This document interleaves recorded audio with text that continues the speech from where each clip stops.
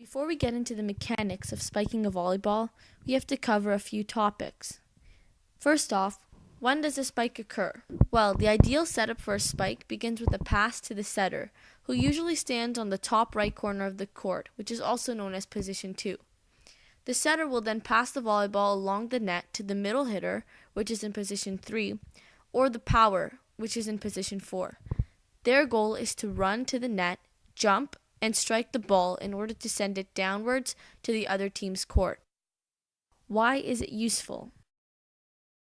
The ability to spike is very important, as it's a more efficient manner of scoring points and making it difficult for the opposing team to control the ball. If you were to simply volley the ball over the net or forearm pass it, it's pretty much a free ball in the sense that the other team has enough time to get under it and get it under control. However, by spiking the volleyball, you're putting it over the net with speed and a downward trajectory, which gives the other team even less time to react, which enhances your chances of scoring a point. Okay, let's get on to the rules. Rule number 1.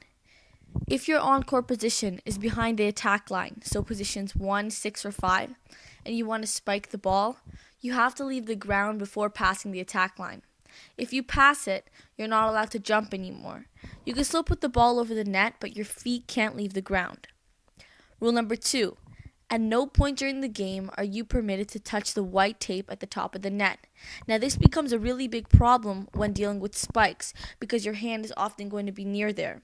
Now it's okay if the ball touches it, but no part of your body can. Rule number 3. When landing from a spike, sometimes you'll find that your foot crosses over the center line. Now it's okay if it crosses over a little, but if your whole foot is there and it's interfering with the play, so for example, their setter or blocker falls on your foot or touches you, the point goes to the other team. Good, bad. Good, bad. Do you see the difference? Perfect.